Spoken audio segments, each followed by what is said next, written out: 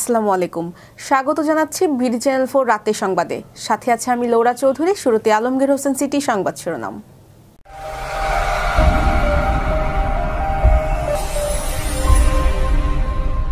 ক্ষমতায় এলে গণমাধ্যম সংস্কারে অগ্রাধিকার দেবে বিএনপি, ফখরুল। ভৈরবে ৩৬০ পিস ইয়াবাসহ নারী গ্রেফতার। ঈশ্বরগঞ্জে জমি বিরোধে এক পরিবারের উপর নির্যাতনের অভিযোগ। ভৈরবে গুণীজন সংবর্ধনা অনুষ্ঠিত। বিশ্বব্যাপী গত ২৪ ঘন্টায় ৯১ বার ভূমিকম্প। ব্রুনাইকে ৮-০ গোলে উড়িয়ে দিল বাংলাদেশ। শুনছিলেন আলমগীর হোসেন সিটি সংবাদ শিরোনাম। এবার সিটিলে বিস্তারিত।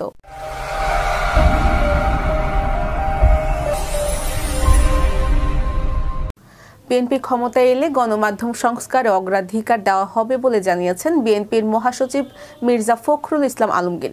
আজ চীন মৈত্রী সম্মেলন কেন্দ্র ব্রডকাস্ট জার্নালিস্ট সেন্টার বিজেসি আয়োজিত মিডিয়া সংস্কার প্রতিবেদনের পর্যালোচনা শীর্ষক সেমিনারে তিনি এই মন্তব্য করেন।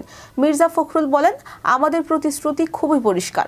আমরা ৩১ দফার মাধ্যমে স্পষ্ট করে বলেছি যে আমরা একটি স্বাধীন গণমাধ্যম দেখতে চাই এবং সেটি গড়ে তুলতে চাই। সেজন্যই আমরা তখনই একটি কমিশন গঠনের অঙ্গীকার করেছিলাম। তিনি জানান, কমিশনটি ইতিমধ্যে গঠিত হয়েছে এবং রিপোর্টও প্রস্তুত হয়েছে। তবে তিনি দুঃখ প্রকাশ করে বলেন, রিপোর্টের কোনো আলোচনা পরবর্তী সময়ে হয়নি। আমরা আশা করি আমরা যদি জনগণের ভোটে সরকার গঠনের দায়িত্ব পাই তাহলে আমরা নিঃসন্দেহে এই বিষয়টি অগ্রাধিকার দেব। এবার ম্যাপেল ইন্টারন্যাশনাল স্কুল স্থানীয় সংবাদ।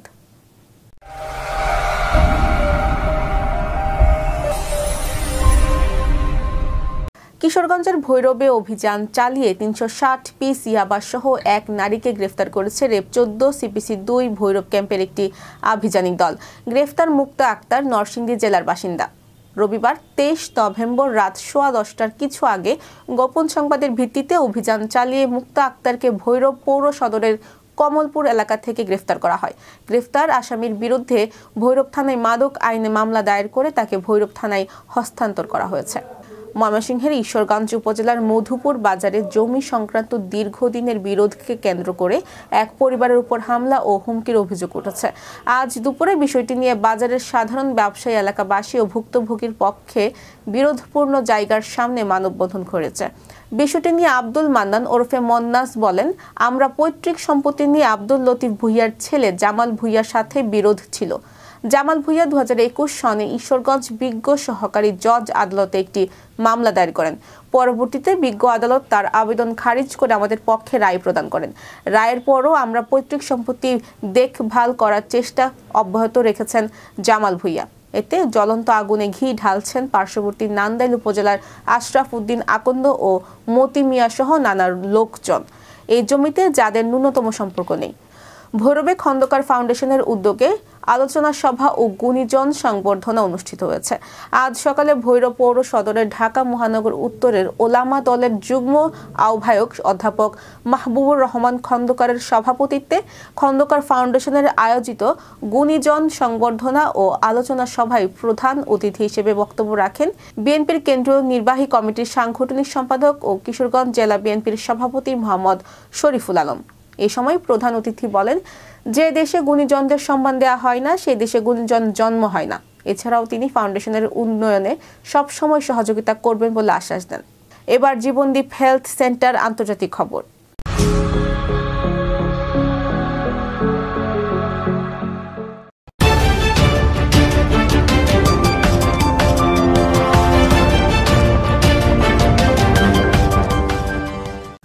গতকাল বিশ্বব্যাপী ভূমিকম্পের তথ্য নিয়ে কাজ করা জনপ্রিয় ওয়েবসাইট earthquaketracker.com এর প্রতিবেদনে এই তথ্য জানিয়েছে।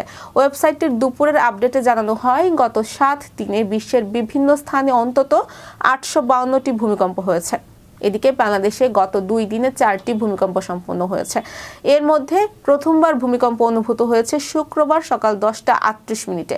দ্বিতীয়বার ৩.৩ মাত্রার কম্পন অনুভব হয়েছে শনিবার সকাল ১০:৩৬। শেষবার অনুভূত হয়েছে শুক্রবার সন্ধ্যা ৬:০৬:৫, যার মাত্রা ছিল ৩.৭। এর ১ সেকেন্ড পর সন্ধ্যা ৬:০৬:৫ দ্বিতীয়বার ভূমিকম্প হয়, যার মাত্রা ছিল ৪.৩। এবার কনস্ট্রাকশন জোন খেলার খবর।